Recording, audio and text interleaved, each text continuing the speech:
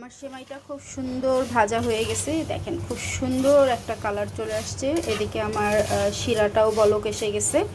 আমি এখন এটার মধ্যে ঢেলে দিব।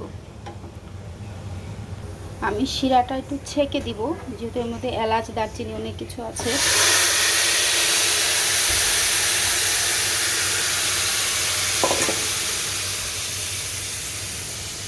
গরম মশলাগুলো আমি সব ছেঁকে ঢেলে দিলাম।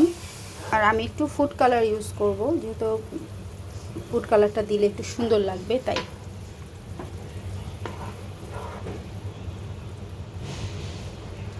এখন ঠিক এটা আমি একটা বলক আসার অপেক্ষায় থেকে দেন এটা আমি দমে দিয়ে দিব।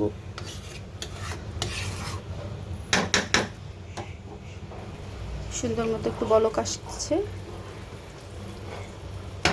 এর চেয়ে সহজ রান্না আর হয় না। এখন আমি এটা বলক এসে গেছে, আমি এখন এটা ঢেকে দেব। ঢেকে আমি একদম চুলার জালটা কমিয়ে দেব।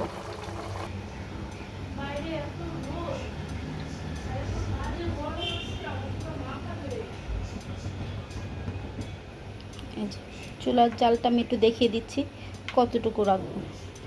এতটুকু সেমার পানিগুলো সব টেনে গিয়েছে। এখন আমি একটু উপরে গুঁড়ো দুধ ছিটিয়ে দিব, আর একটু কেওড়া জল দিব। এটা আপনাদের পছন্দ না হলে বা তোমাদের পছন্দ না হলে স্কিপ করতে পারো।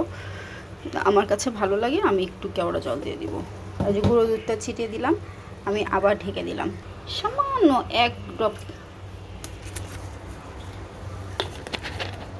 ঢেকে দিলাম। এখন দমে থাকবে আমার সেমাইটা।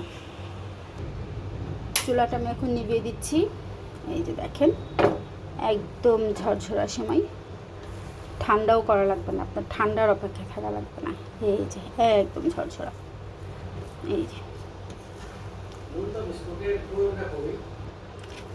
হয়ে গেল একদম ঝরঝরা সেমাই। এটা আপনি গরমও আপনার ঝরঝরা, ঠান্ডা হলেও ঝরঝরা। তো ঠিক আছে, এই হলো আজকে আমার ঝরঝরা সেমাই। আপনারা সবাই চেষ্টা করে দেখবেন, রান্না করে আমাকে ছবি পাঠাবেন। ধন্যবাদ।